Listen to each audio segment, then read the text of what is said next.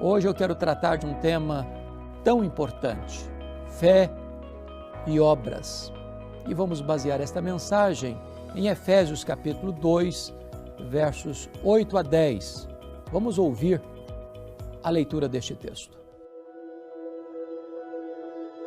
Porque pela graça sois salvos mediante a fé, e isso não vem de vós, é dom de Deus, não de obras, para que ninguém se glorie. Pois somos feitura dele, criados em Cristo Jesus para as boas obras, as quais Deus de antemão preparou para que andássemos nelas.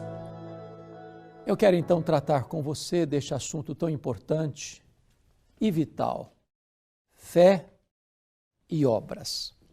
Ao longo dos séculos, as pessoas tentaram colocar esses dois temas em conflito, como se eles se excluíssem mutuamente. Alguns estudiosos até mesmo tentaram colocar em choque a teologia de Paulo e a teologia de Tiago. É claro que aqueles que creem que a Bíblia é a palavra de Deus defendem que a Bíblia não entra em contradição. A Bíblia não entra em choque.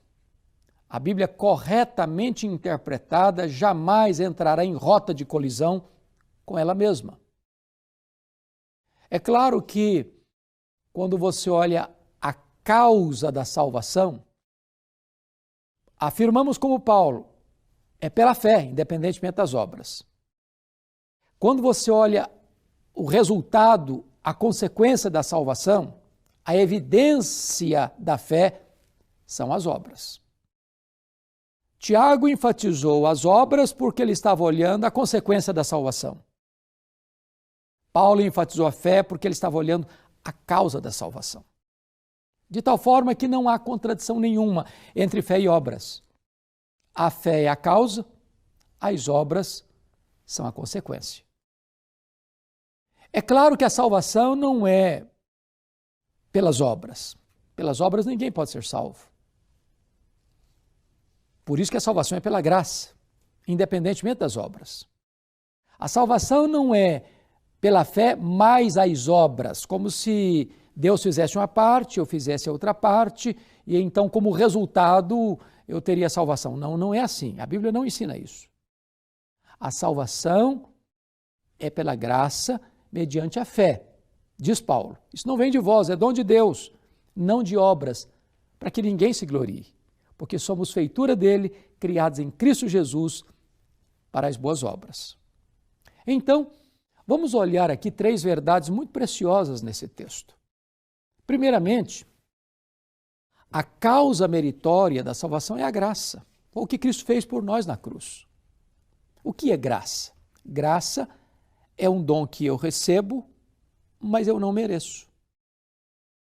Eu mereço o juízo de Deus, e Deus me concede salvação. Isso é graça. É aquilo que Deus me dá, não porque eu tenho méritos para receber.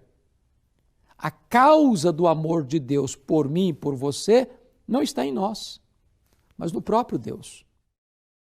Deus nos salva pela graça, apesar de sermos pecadores. O apóstolo Paulo, escrevendo aos Romanos, deixou claro isso. Deus prova o seu próprio amor para conosco pelo fato de ter Cristo morrido por nós, sendo nós ainda pecadores. Deus nos amou quando nós éramos fracos, ímpios, pecadores, inimigos. Este amor é abundante.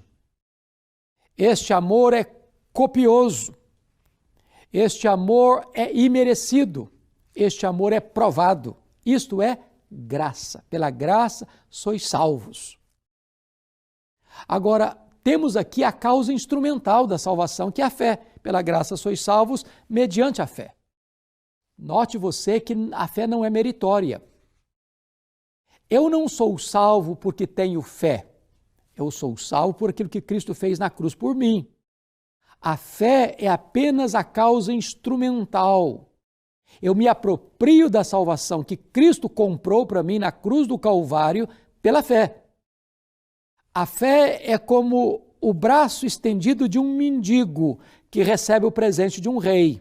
Este presente é a vida eterna, é a salvação. O rei é o próprio Deus. E a fé, dom de Deus, é esta mão estendida para receber esse presente.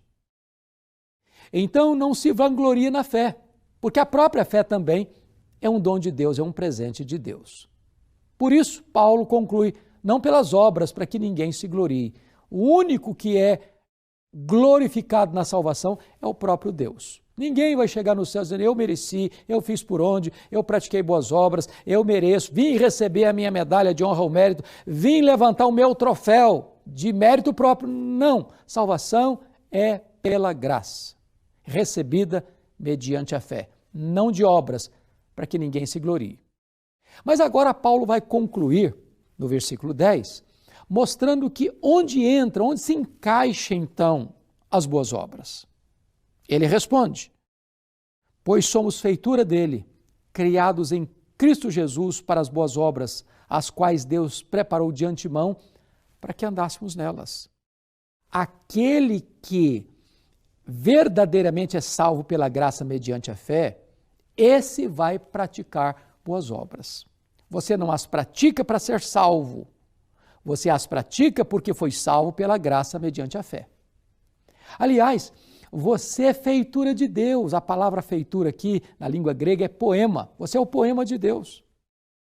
Você é feitura de Deus preparado para as boas obras, ou seja, Deus preparou você de antemão para praticar essas boas obras.